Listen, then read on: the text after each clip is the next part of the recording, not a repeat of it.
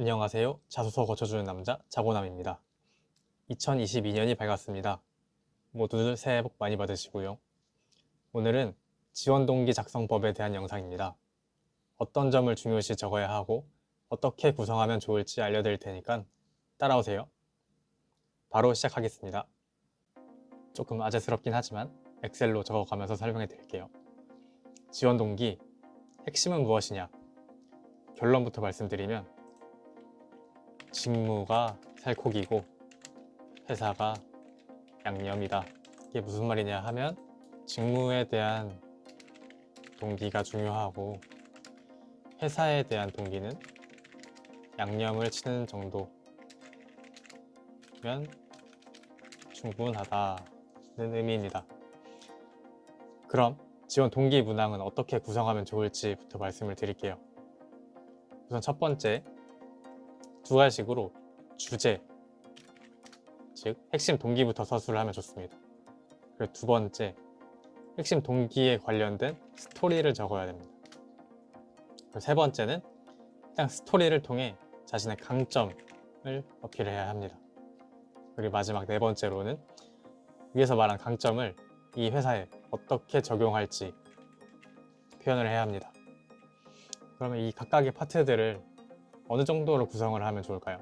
주제 부분을 약 20%, 그리고 스토리 부분을 약 30%, 강점 부분을 30%, 적용 부분을 20% 정도로 구성하면 딱 보기 좋은 자기소개서가 될 것 같습니다. 그럼 각각의 파트들 자세히 한번 짚어보겠습니다. 20%에 해당하는 핵심 동기는 다시 또 나누어집니다. 직무와 회사로 나누어집니다. 말씀드렸죠? 직무가 핵심이라고. 직무가 한 70% 정도 차지합니다. 직무 70. 그리고 회사에 대한 동기가 30% 정도 비율을 차지합니다. 예를 들어서 설명을 해드릴게요. 만약에 내가 지원하는 직무가 기술 영업입니다. 그럼 기술 영업 직무가 하는 일은 인터넷에서 찾을 수 있죠. 그걸 바탕으로 지원 동기를 쓰셔야 합니다. 직무에 대한 정보는 인터넷에 널렸으니까 꼭 찾아보셔야 합니다. 예를 들어보죠. 기술 영업. 고객과 가장 가까운 곳에서 고객의 니즈를 100% 만족시킬 수 있는 서비스를 제공하여 고객과 함께 성공하고자 기술 영업에 지원했습니다. 이렇게 직무를 토대로 한 동기가 완성이 됐습니다. 근데 뭔가 부족해 보이죠? 이런 동기는 아무 회사에나 쓸 수 있는 지원 동기죠. 현직자가 제일 싫어합니다. 여기에 아까 말했던 회사라는 양념을 쳐야 합니다. 여기서 말한 고객은 어떤 고객인지, 그리고 고객의 니즈는 어떤 니즈인지, 그리고 어떤 서비스를 제공하겠다는 것인지 등등 그 회사가 가지는 고유의 영역이 있습니다. 이런 내용을 추가해서 그 회사, 그 직무에만 적용되는 지원 동기를 적어주시면 됩니다. 그 다음은 스토리, 약 30%에 해당하죠. 스토리의 역할은 무엇이냐? 위에 적은 동기를 업그레이드 시켜줍니다. 그렇기 때문에 스토리는 신빙성을 줌과 동시에 글의 재미를 줘야 합니다. 그래서 스토리를 적을 땐 동기와 같은 맥락의 스토리인가? 재미있는가? 두 가지를 염두에 두시고 적으시면 좋습니다. 그럼 어떤 내용이 들어가야 하냐? 왜 이 직무, 이 회사에 관심을 가지게 되었는지에 대한 스토리를 적어야 합니다. 스토리는 여러 종류가 있겠죠. 인턴 업무를 하면서 겪었던 경험이라든지 아니면 학교 동아리에서 관련 대회 나가서 좋은 성적을 얻었고 이러한 경험을 통해서 해당 직무에 관심을 가지게 되었다. 이런 경험도 있을 수 있고요. 아니면 여행이나 취미, 생활을 통해서 해당 직무, 해당 회사에 관심을 가졌을 수도 있습니다.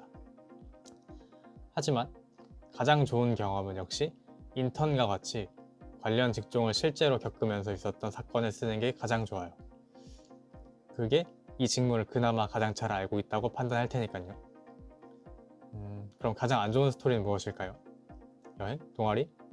아닙니다. 전공이나 책을 통해서 흥미가 생겼다는 스토리입니다. 상상만으로 만든 흥미는 틀릴 가능성이 크고 쉽게 깨질 가능성이 있기 때문에 크게 와닿지가 않습니다. 그리고 재미도 없어요. 그리고 강점은 뭐라고 생각하시면 되냐면 숟가락이라고 생각하시면 됩니다. 무슨 말이냐면 자기를 왜 뽑아야 하는지 인사 담당자에게 떠먹여주듯이 알려줘야 하는 파트라는 거예요. 현직자들은 게을러서 저렇게 동기만 쓰고 스토리만 쓴다고 왜 이 지원자를 뽑아야 하는지 유추해서 생각하지를 않아요. 그러니까 자신의 강점을 대놓고 떠먹여줘야 합니다. 강점의 종류는 많죠. 적극성, 성실성, 창의성, 소통 능력, 현장 경험 등등등 모두 사용할 수 있어요. 하지만 제가 개인적으로 가장 추천드리지 않는 강점은 소통 능력이에요. 소통 능력 중요하지 않나요? 하실 수 있어요.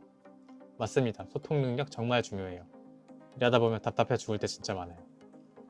그런데 여러분이 겪었던 경험은 대부분 비슷한 위치의 친구나 여행 메이트 아니면 해봤자 아르바이트, 인턴일 가능성이 큽니다. 이런 경우에서의 의사소통은 직급이 있는 회사에서의 소통과는 많이 달라요. 그래서 어필해봤자 크게 와닿지 않을 가능성이 큽니다. 그리고 강점을 적을 때 가장 염두에 두어야 할 점은 위에서 적은 스토리와의 연계성입니다. 스토리를 읽고 충분히 납득할 만한 강점이어야 읽는 사람이 설득이 되겠죠. 마지막은 나의 강점을 어떻게 이 회사에 적용할지를 표현해야 합니다. 뭐랄까? 떠먹여주기의 연장선 같은 느낌이면서 회사에 대한 관심도를 보여줄 수 있는 문항이에요. 여기 들어가야 할 내용은 위에서 말한 나의 강점을 이 회사의 상황에 맞게 적용시킬 수 있다 라는 어필을 해야 하죠. 여기서 중요한 것은 나의 강점이 아니라 회사의 상황이에요.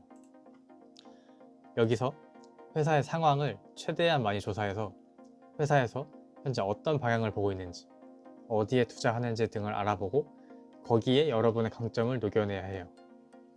회사 홈페이지에 떡하니 있는 자료 말고 구글링이나 뉴스 검색 등을 통해서 현직자가 자소서를 딱 봤을 때 이런 것까지 안 해? 조사 좀 했는데? 라는 생각이 들 수 있도록 만드셔야 해요. 그게 곧 회사에 대한 관심도를 보여주는 방법이고 점수를 따낼 수 있는 방법입니다. 오늘은 어떻게 보면 가장 중요한 문항인 지원 동기를 작성하는 방법에 대한 영상을 만들어 보았습니다. 지원 동기 문항을 어떻게 작성하면 좋을지 감이 좀 잡히셨나요? 앞으로는 이렇게 자소서 작성법에 대한 영상도 많이 올릴 예정입니다. 도움이 되셨다면 구독과 좋아요 부탁드릴게요. 자소서 첨삭 문의는 영상 설명란에 적어두었습니다. 감사합니다.